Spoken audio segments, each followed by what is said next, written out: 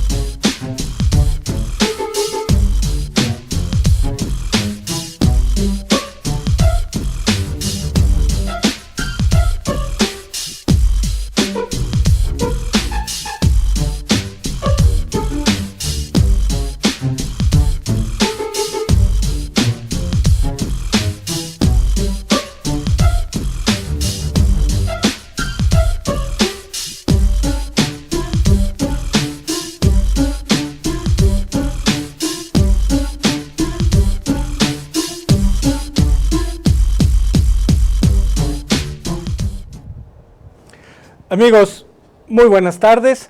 Como todos los miércoles estamos aquí en Contrapunto TV, que se transmite a las 13 horas por Astele.tv.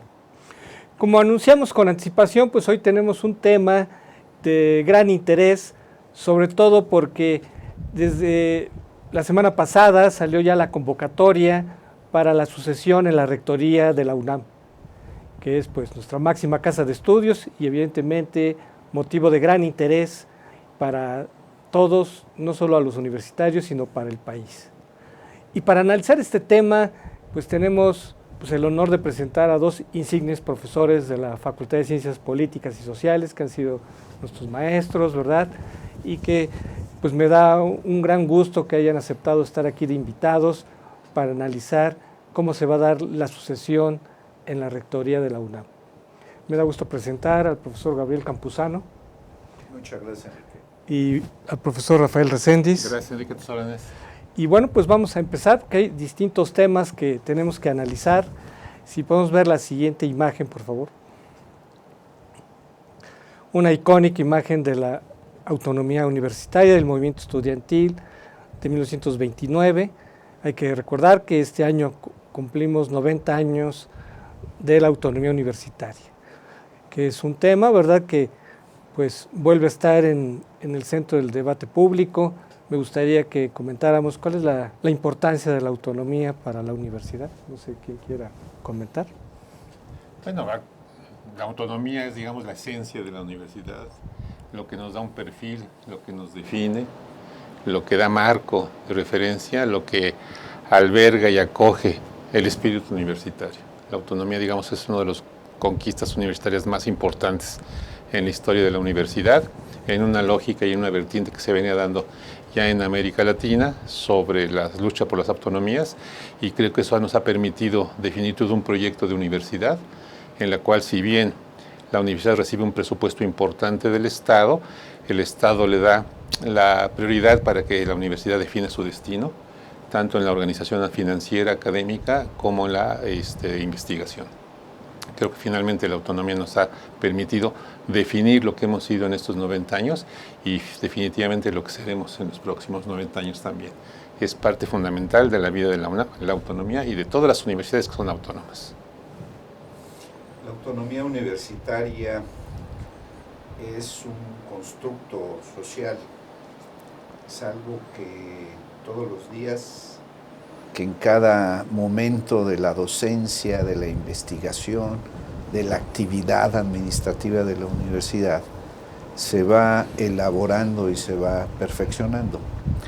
La autonomía se defiende cada día, en cada clase, en cada investigación, y no solamente es una declaración que algunos consideran ya añeja o pasada de moda, sino que es un elemento vital que da fortaleza a uno de los elementos esenciales de la universidad, que es la libertad de cátedra y la libertad de investigación. Y esta autonomía también nos da la facultad de elegir a nuestras propias autoridades conforme a nuestras propias reglas y a la normatividad vigente, y que nos de alguna manera preserva de influencias externas en la toma de decisiones de la institución. Por lo tanto, es un bien, un valor universitario que debemos preservar y debemos cuidar para el mejor funcionamiento de nuestra institución universitaria. Bueno, la autonomía es una conquista histórica que fue resultado de luchas sociales, de luchas intelectuales, académicas, y nos preocupó mucho que hace poco un apartado, el apartado 7º de la Constitución, que cuando la autonomía fue elevada a rango constitucional en el 80, se introdujo, ¿verdad?, una fracción donde la autonomía se eleva a rango constitucional. No hace mucho fue, pues digamos, se dijo que por error, ¿verdad?, que se había borrado esa fracción, lo cual pues nos preocupó porque se da en un contexto donde en términos generales los organismos autónomos, ¿verdad?, pues están vistos, ¿verdad?, pues de un modo, pues como podemos decir, hasta cierto punto incómodo, ¿verdad?, para el gobierno federal.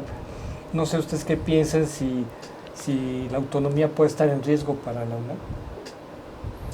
No, yo no creo absolutamente. Vamos a tomarlo como que fue un lapsus político de quienes pretendieron omitir la autonomía universitaria en esa propuesta. Yo creo que la autonomía no está en riesgo. Yo creo que hay una comunidad terriblemente fuerte a nivel nacional. Somos una comunidad de 90 años de autonomía y quienes hemos pasado por la universidad somos parte de esa comunidad y representa una fuerza moral y una fuerza ética a toda la comunidad, todos los egresados, que tiene una larga trayectoria en sectores laborales, sectores académicos, y poner en tela de juicio o en riesgo o pretender que se puede hacer a un lado la autonomía universitaria es un despropósito, considero yo. Por eso dije que era un lapsus de quien lo propuso. Sería un despropósito porque no podía proceder. Estamos en un contexto, esperamos, de apertura, en un contexto en el cual se está reconociendo la importancia de las instituciones sociales, y creo que el proyecto del siglo XX de este país ha sido la UNAM. Y la UNAM solamente se concibe como autónoma. Y ese es un proyecto nacional, de los más importantes proyectos que han podido trascender políticas y sexenios sin ningún problema, y hemos defendido y hemos luchado muchas veces de manera muy denodada, porque ha habido tentaciones, sí, de gente que quiere incursionar en la universidad con algunos proyectos que no son universitarios, pero creo que la comunidad ha salido adelante y hemos logrado preservar la autonomía, y no creo que esté en riesgo. Desde mi punto de vista no la podría considerar que está en riesgo, sino al contrario, estos atisbos nos permiten cohesionar más el espíritu universitario para defender contra cualquier cosa la autonomía. Sí, estoy de acuerdo con mi colega, el doctor Reséndiz.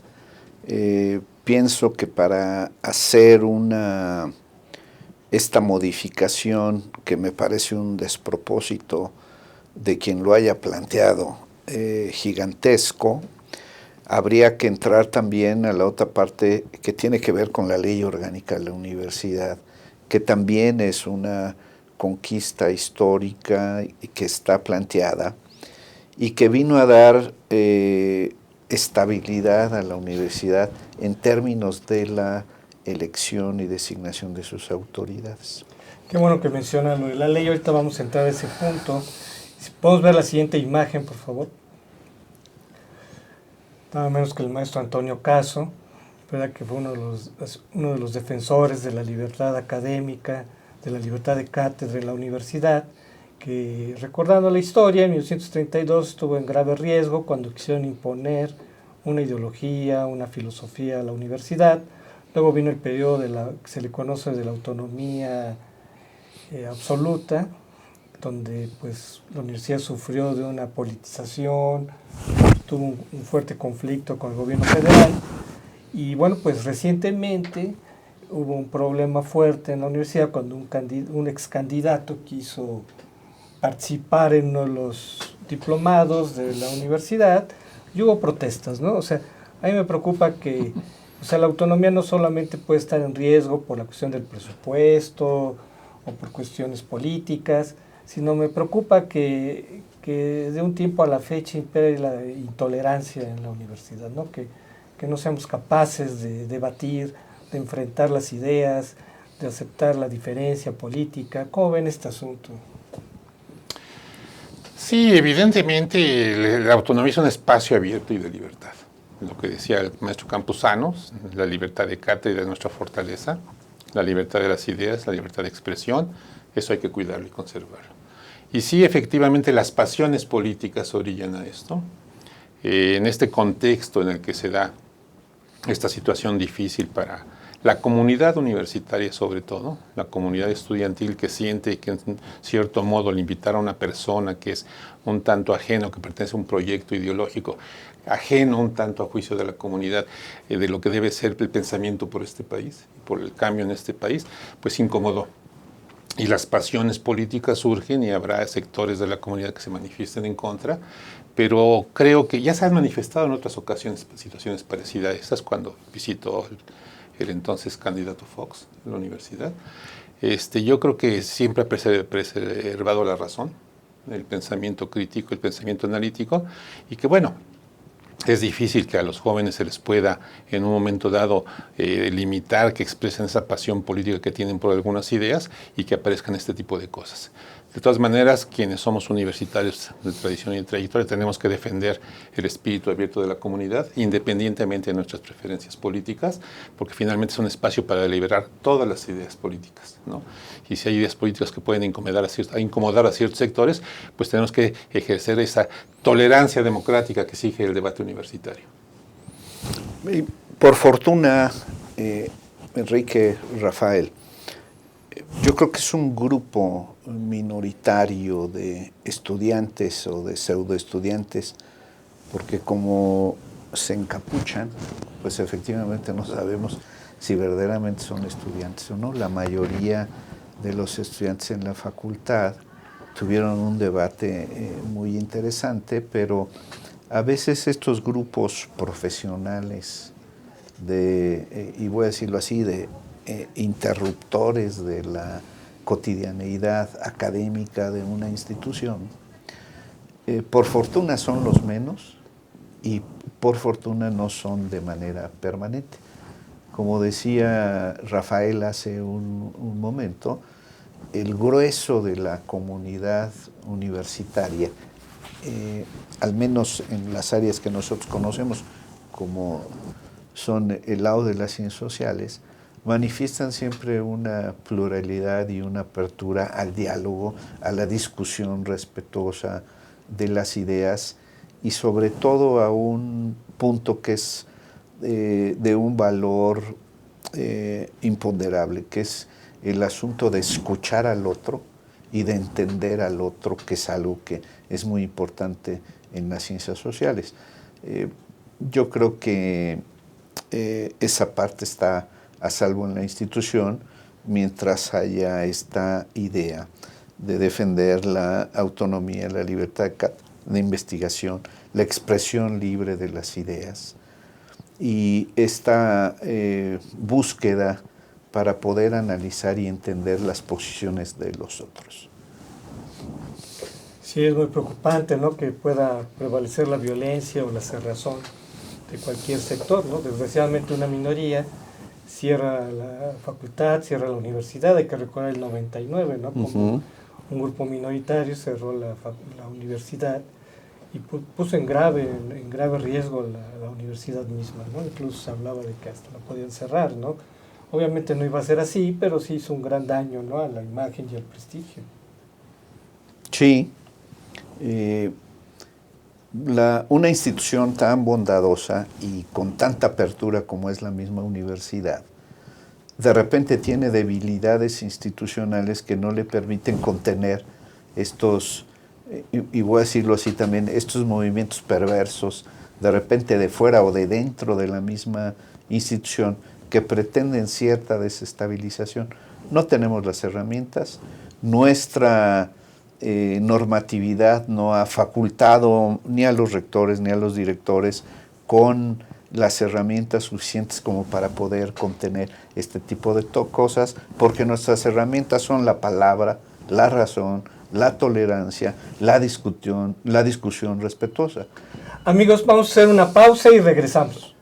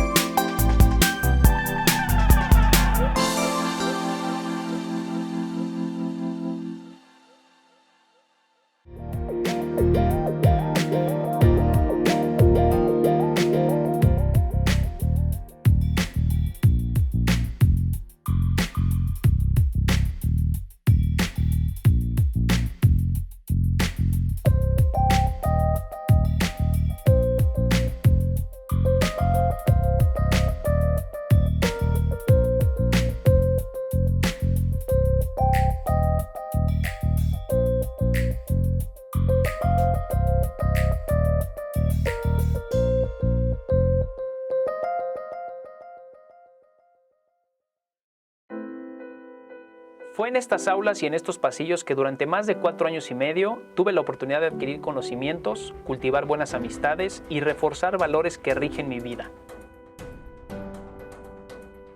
En mi gestión al frente de Jardines de México, trabajando con responsabilidad y honestidad, y en conjunto con un grupo multidisciplinario, hemos podido colocarnos como un punto emblemático del estado de Morelos y llegar a ser reconocidos como el jardín floral más grande del mundo. UNILA es más. Visita unila.edu.mx y conoce nuestra oferta académica. Para cuando sudamos la camiseta.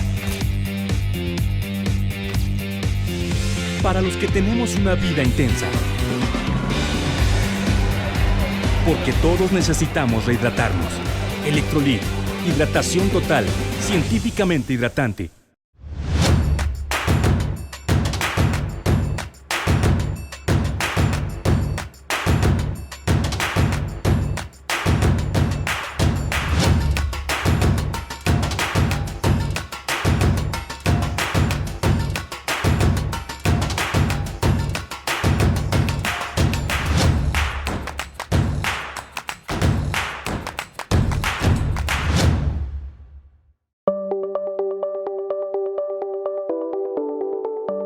Astele.tv.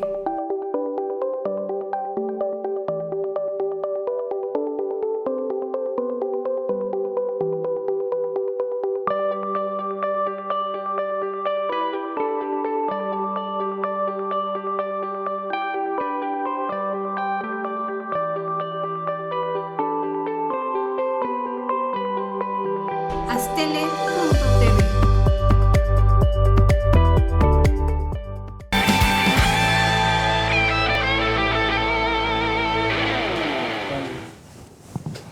De regreso, amigos, aquí en Contrapunto TV. Estamos haciendo un poco de historia para contextualizar, ¿verdad?, la relevancia de algunos aspectos que son fundamentales para la universidad. Estamos llegando, ¿verdad?, estábamos en los años 30, ¿verdad?, que este periodo de autonomía absoluto generó una crisis muy fuerte y que llegó al punto de que llegó a haber 3 rectores. Finalmente se logró resolver Y si vemos la siguiente imagen, por favor.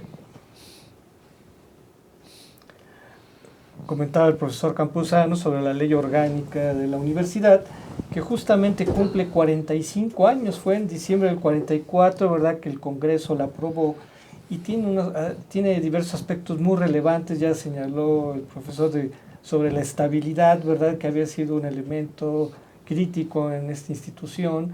Y podríamos decir, ¿cuál es el secreto de la estabilidad? ¿Por qué es tan importante esta ley para la universidad? ¿Qué nos podemos decir?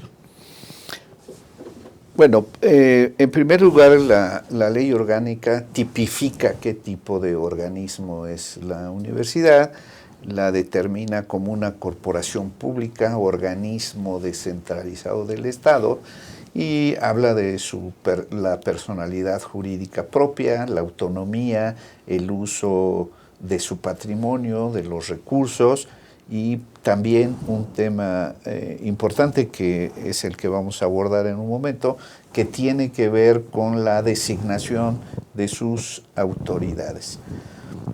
En el momento en que la ley orgánica establece cómo se van a llevar a cabo este tipo de cosas, entramos en una etapa de estabilidad que lleva, como tú bien has señalado, Enrique, hace un momento, más de 40 años. Y que esa estabilidad es algo que ha permitido, por supuesto, con momentos difíciles como la aparición de los sindicatos, la caída de algunos rectores, que han metido a la institución en momentos de debilidad, digamos, institucional, pero que al mismo tiempo la gran fortaleza de la institución le ha permitido dar el salto y posicionarse.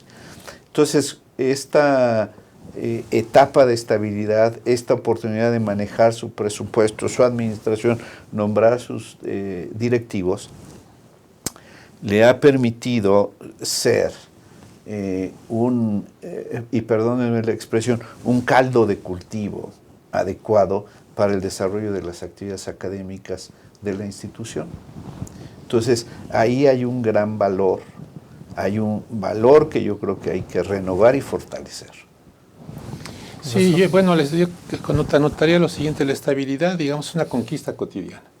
La universidad es un espacio abierto de libertad que es muy tentadora para los intereses políticos de gentes ajenas a la universidad. Y esto ha generado que haya momentos de inestabilidad en la universidad y que la comunidad ha tenido que afrontar para poder salir adelante. Mencionaban el presupuesto. ¿Cuál es el presupuesto de la universidad? El presupuesto hoy día, el 19, fueron cerca de 35,000 millones de pesos, de los cuales 32,000 son del Estado y los otros son recursos extraordinarios que genera la propia universidad, con los cursos, los contratos. O sea, ese presupuesto puede parecer un botín para ciertos grupos, ¿no? No lo llamo en términos de botín, pero sí en lo que representa la universidad. La universidad, estar en la universidad te da a los grupos que quieren incursionar, les da un espacio de, pues no solamente por el famoso botín, sino porque es un espacio de proyección política, académica, etcétera, intelectual. Entonces nosotros somos ese espacio, que somos una tentación para quien no tiene una visión universitaria y un compromiso universitario y que quieren incursionar en ella, y que hemos pasado por esos momentos en la universidad, y creo que la comunidad los ha afrontado y enfrentado bien. Y por lo tanto, ese espacio se vuelve vulnerable, y ese espacio de estabilidad, que podríamos decir sí existe, pero siempre está latente la inestabilidad. Y lo vemos con estos grupúsculos que ahora actúan en la universidad. No sabemos al servicio de quién, se supone que no son meramente por iniciativa propia, y que atentan contra los valores universitarios, que agreden el espacio universitario, y lo digo desde los grupos estos anarcos hasta la gente del narco que entra a la universidad libremente, porque no tenemos los instrumentos jurídicos ni judiciales para actuar de una manera diferente, pues porque somos una universidad.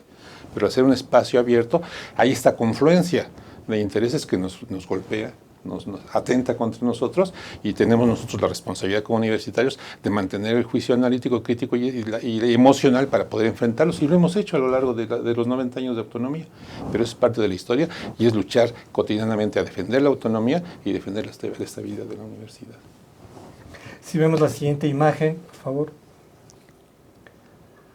En la primera Junta de Gobierno, en la ley se establece un mecanismo para la selección del rector, y la Junta de Gobierno ha sido fundamental para la estabilidad. Esto viene a cuento, ¿verdad? Porque siempre que viene la designación o la elección del rector, como se quiera llamar, pues aumentan las presiones, ¿verdad? Incluso se llega a hablar sobre la necesidad de, entre comillas, democratizar a la universidad, ¿no? De que se le ve esta Junta de Gobierno como una institución, pues ya retrógrada, etcétera, etcétera. Y siempre hay presiones para que pudiera ser electo, ¿verdad?, en el que participe pues toda la comunidad, en fin, ¿no? ¿Qué piensan de todo este asunto? Una de las dificultades para entender la forma de gobierno de la universidad es que tiene una forma muy peculiar. En ella se conjuntan el principio democrático, se conjuntan el principio aristocrático y se conjunta el principio unitario. El principio aristocrático, que viene de la palabra griega aristocracia, es decir, el gobierno de los mejores. O meritocracia, ¿no? Mejor, ¿no? Debería.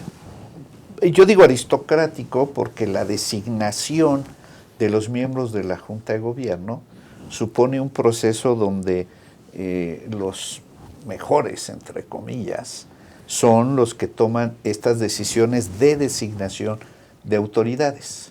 Pero hasta ahí llega su función. Y que los profesores ya fueron consejeros universitarios, ¿no? Sí.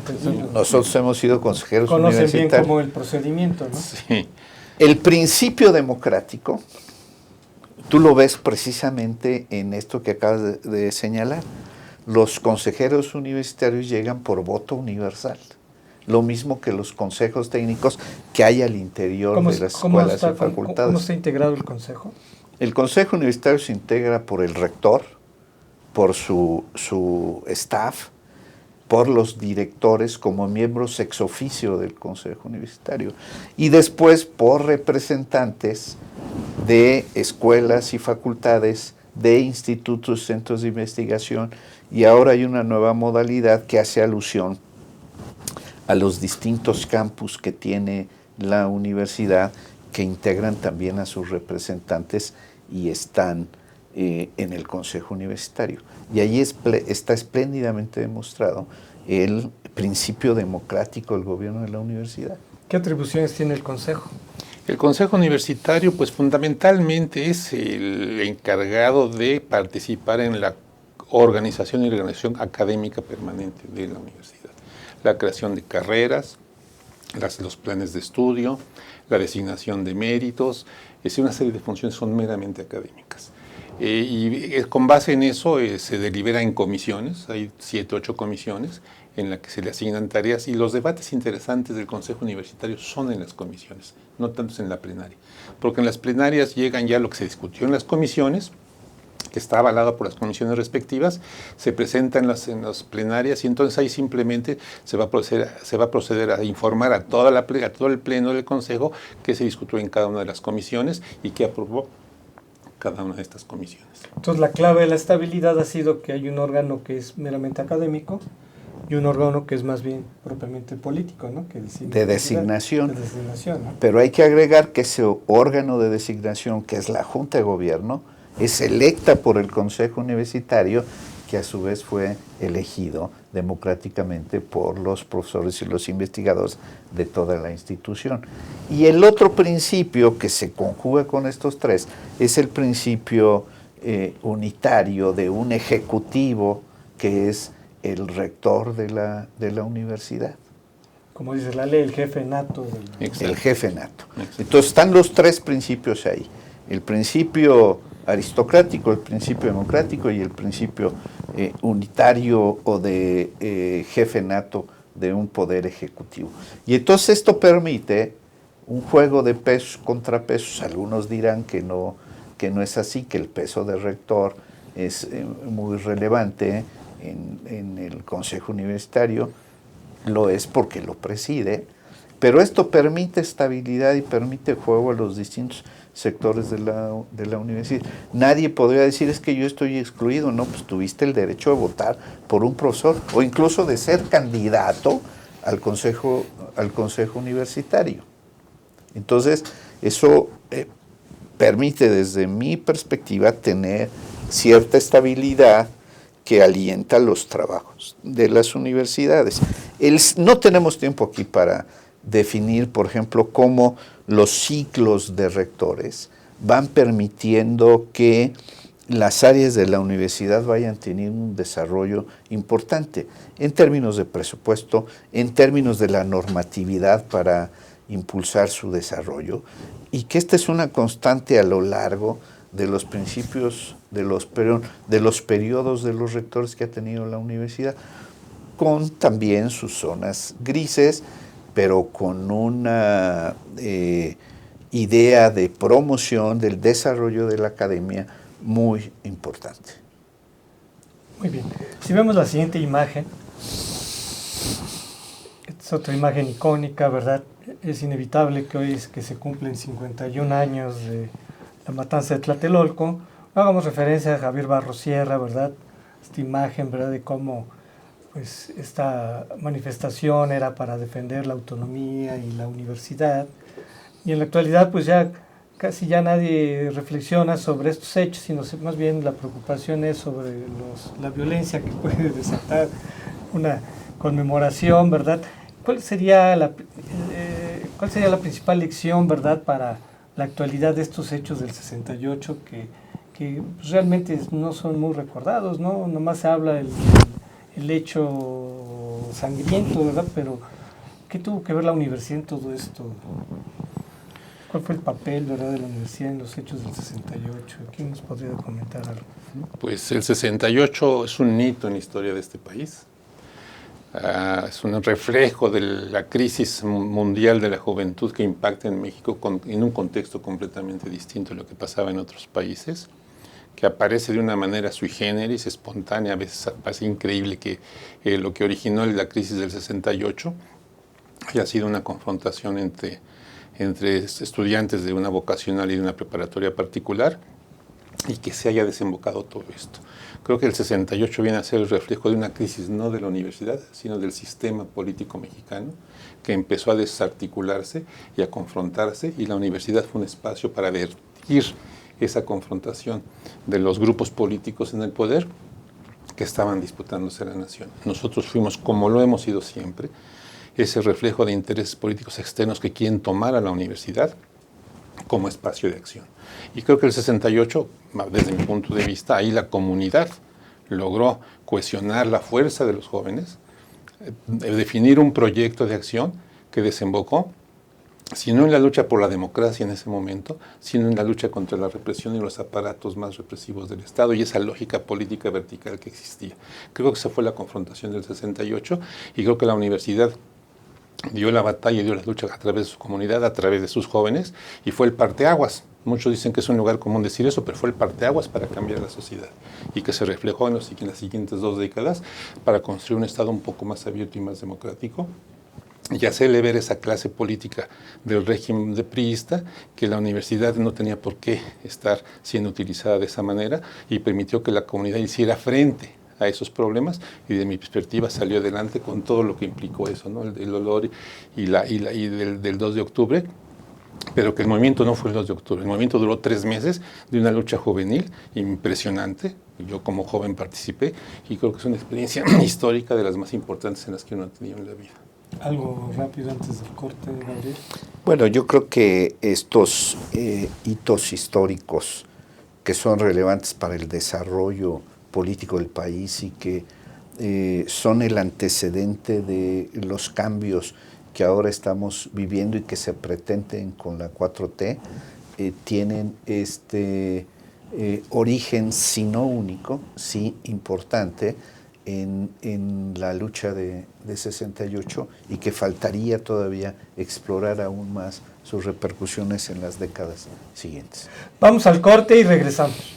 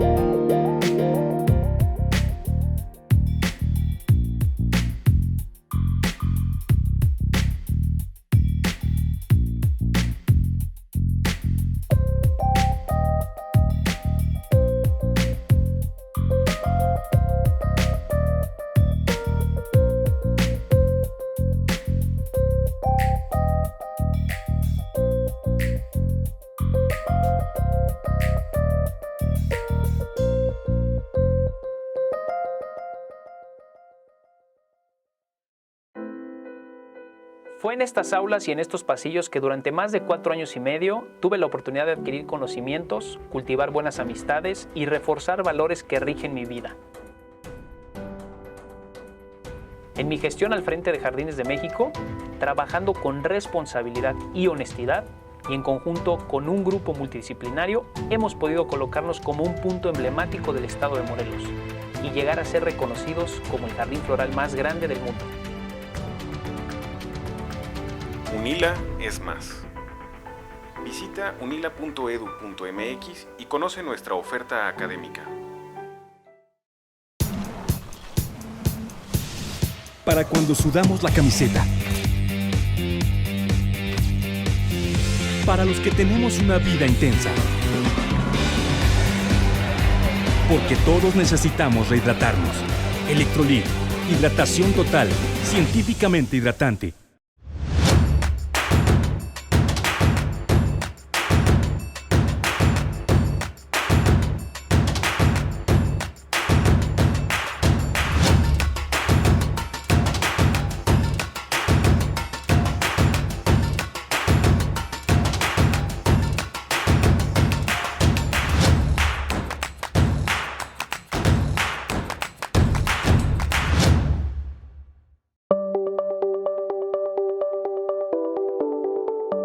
Astele.tv.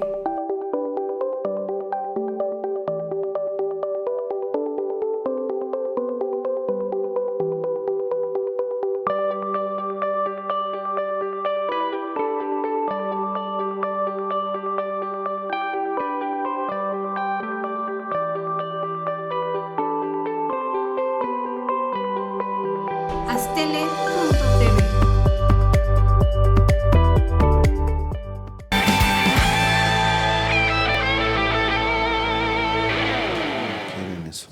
De regreso, amigos, aquí en Contrapunto TV. Si podemos ver la siguiente imagen, por favor, que ya el tiempo nos está comiendo. Indudable hacer reflexión de la UNAM es hablar de Jorge Carpizo y en general de las reformas universitarias, pensando en que si se requieren nuevas reformas, un nuevo congreso. ¿Qué pensarían sobre eso?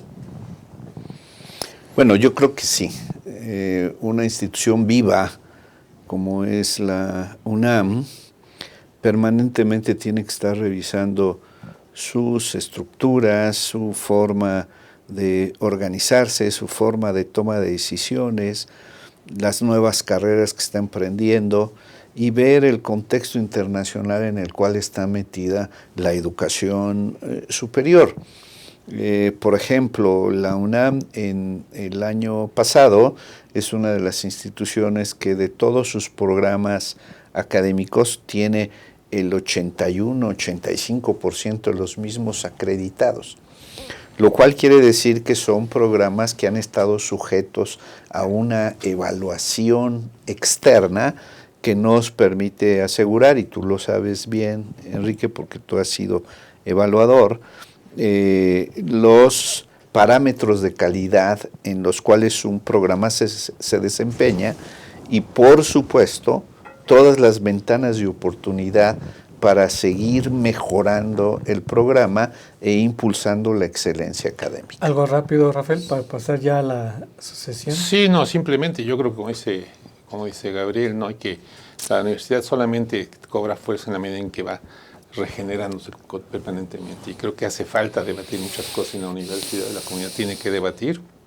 ¿Y por qué no pensar en la idea de un congreso? ¿Por qué no? Creo que el congreso del 90 nutrió mucho de proyectos académicos a la UNAM, la cambió en muchas cosas, y sería bueno discutir ahora algunos puntos que requiere transformar la universidad para el siglo XXI.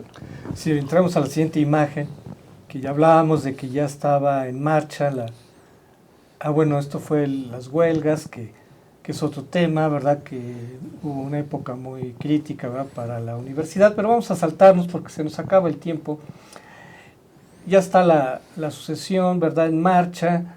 Se supone que ya en noviembre tenemos que tener un nuevo rector. Si vemos la siguiente imagen, y bueno, pues se manejan distintos nombres, naturalmente el doctor Graue, que busca la reelección, Luis Raúl González Pérez, que ya va a dejar la Comisión de Derechos Humanos, y también la doctora Angélica Cuellar ha manifestado su interés por la reelección, entre otros nombres. También está Pedro Salazar, en fin, ¿Qué pensamos de estos candidatos? ¿Qué podemos decir?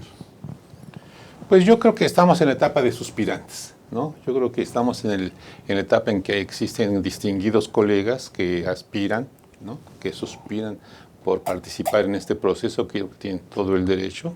Tendrán que están haciendo sus proyectos o ya los tienen, y habrá que ver cómo se va decantando en este mes, que es el más intenso, cómo se van decantando las fuerzas político-académicas de la universidad para ver a quién van a impulsar.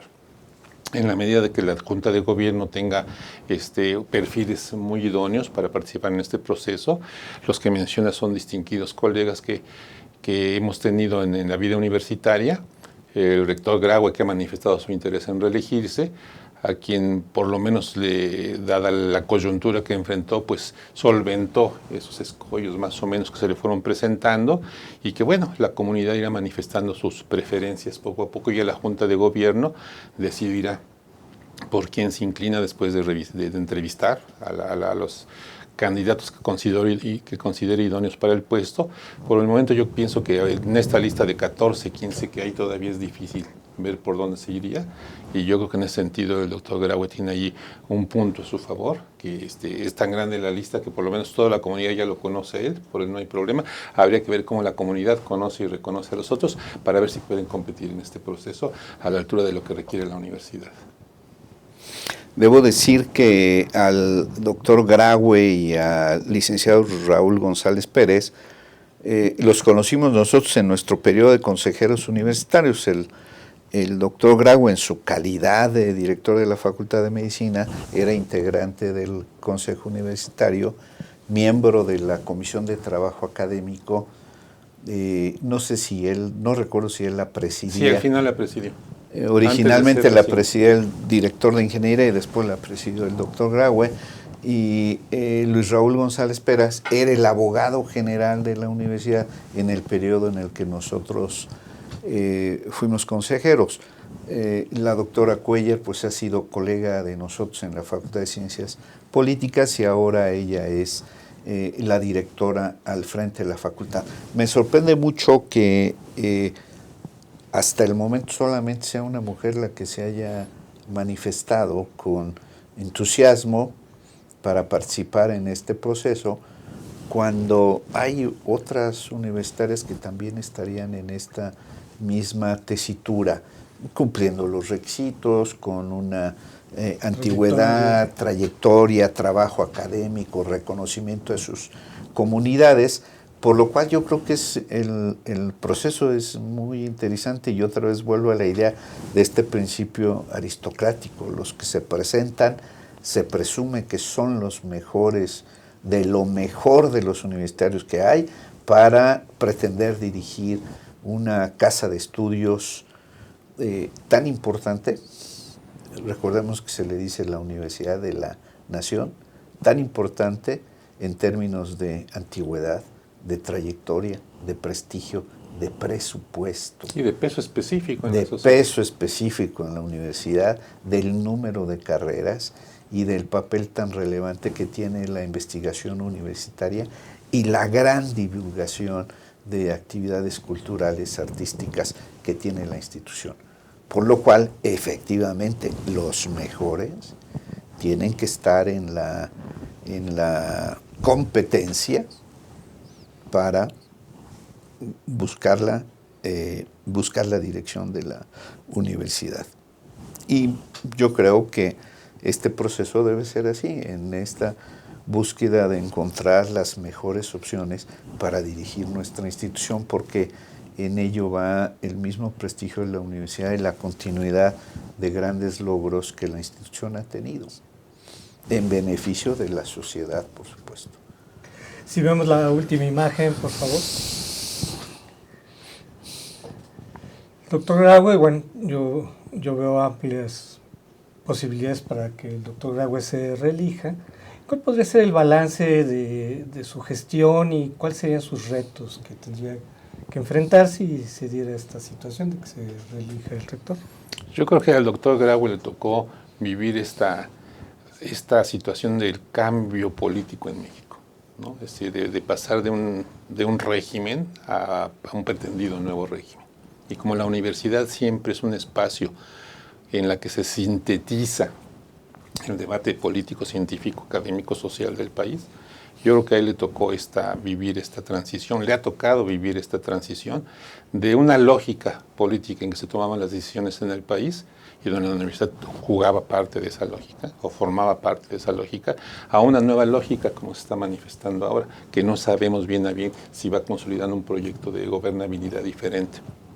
Yo creo que el valor del doctor Grau ha sido tener que liar pues con ese cambio de canal que se da en lo político y en comprender y relacionarse con un gobierno que tiene una lógica distinta a lo que tienen los gobiernos del régimen anterior. Entonces yo creo que sortear eso va a permitirle a él, o haberlo sorteado bien va a permitirle a él, si tienes posibilidades de ser reelecto en la universidad, porque es una cuestión que hay que considerar. No es fácil tener el hábito de negociar de una manera con el gobierno a negociar de otra manera. Cambia la correlación de fuerzas en el Estado, en el gobierno, y él tiene que lidiar con eso como rector, simplemente en la gestión de presupuesto. Nos enfrentamos en la universidad que el nuevo gobierno decidió que no se iban a aumentar los presupuestos en las universidades, no solamente en la nuestra. Nosotros pasamos por eso y evidentemente eso pues nos complica las cosas. Y la habilidad de este rector ha sido que por lo menos en el 19 ha tenido que lidiar con eso y preparar ahora el presupuesto para el 20. Entonces creo que es un punto que hay que considerar fundamentalmente para entender la trascendencia que ha tenido el papel de Grau en esta transición. Yo creo que una desventaja, si puede decirse así, es que el doctor Grau entró como rector después del rectorado del doctor Narro. Una figura muy mediática, muy imponente, con una trayectoria muy importante al interior de la universidad en diversos cargos de autoridad, de coordinación, de toma de decisiones, que configuraron unas cualidades de líder universitario muy importante, lo cual le permitió tener un rectorado muy sólido, muy fuerte, quizá en algunos aspectos muy inflexible en algunas cosas, y eso da una imagen ante la opinión pública como un rector muy importante. Todo el mundo a veces se equivoca y después el rector Narro se metió como candidato para querer dirigir el PRI y fue un gran error porque fue catastrófico para él. Bueno, pero en el tema de su imagen como rector de la universidad, pues tenía una imagen de un rector muy, digamos, entre comillas lo voy a decir, muy eficiente, y entonces deja la rectoría después de 8 años, pero había servido otros 8 años atrás, sí, como secretario general, como director de medicina, y había tenido muchos cargos, creo que fue 3 veces secretario general, con Carpizo, con Sarucán y con... también. Y entonces eso le permitió una gran fortaleza institucional y conocimiento. Y entonces, pues le deja ese paquetote de construcción mediática, que no necesariamente de realidad, sino de construcción mediática, a un rector nuevo que empieza, y que empieza enfrentando ciertos conflictos, como bien lo ha señalado Rafael, con esta gran complicación de navegar en aguas muy turbulentas, dado el cambio de gobierno, pero creo que salió muy bien librado de esos conflictos. Y el resultado es que tenemos una universidad con alguna estabilidad y con visión de ciertos aspectos de futuro que son muy importantes. Y no sé si tenemos tiempo como para comentar esos aspectos. Bueno, a mí me gustaría señalar un punto que tendría que ver con la austeridad. Yo creo que hay áreas de la universidad que, bueno, pues han sufrido histórica austeridad, pero hay otras áreas que yo pienso que sí sería importante que el rector, pues en sincronía con los nuevos tiempos, tendría que, o sea, yo pienso que la universidad ya creció, hay un crecimiento burocrático muy importante, Yo creo que sí es importante que el rector presente algunas alternativas al respecto. Sí, evidentemente, tenemos un conflicto. Yo me imagino que el rector Grau y quien quede como rector va a tener ese conflicto, ¿no? De que hay un interés del gobierno actual por abrir la universidad. Pero abrir la universidad significa mucho más recursos para la universidad, porque con los recursos que se tienen no nos dan. Y entonces el gobierno quiere abrir la universidad, pero nos limita el presupuesto. Yo creo que ese conflicto es un punto muy interesante, sí. Y el futuro rector va a tener que lidiar con eso. Y nosotros pensamos que existen condiciones académicas para impulsar el crecimiento de la universidad, pero no en la misma lógica de la universidad, de la enseñanza presencial que hemos tenido, sino que hay otros recursos para enfrentar ese desafío a través de una enseñanza no necesariamente presencial, sino no presencial. Existen condiciones, pero también requiere recursos. Y yo creo que la habilidad del siguiente rector va a ser en cómo con esos 35,000 millones que serán para el próximo año, que no creo que tampoco crezca mucho el presupuesto, debe generar esos aspectos de austeridad en ciertos aspectos que puede invertir a la educación. Nuestro desafío es la educación y la formación de jóvenes. Algo rápido, Gabriel, antes de ir. Ciertamente en esto que dice Rafael, el doctor Graue cuando tomó posesión hizo alusión a impulsar nuevas formas de enseñanza, nuevas tecnologías que permitan hacer una conjunción virtuosa entre la enseñanza presencial y la enseñanza a distancia. Amigos, ya nos vamos a tener que ir. Quedaron muchos temas pendientes. Agradecemos mucho su presencia. Nos vemos el próximo miércoles. Hasta la próxima. Astele.tv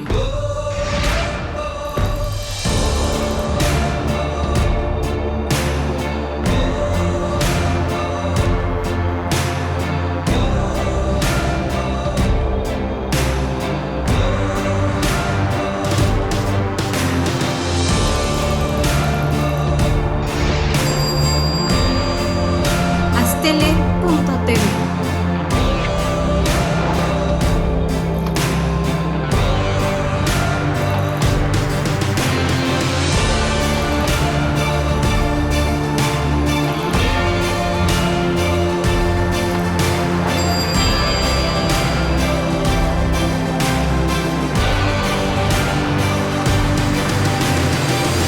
Astele.tv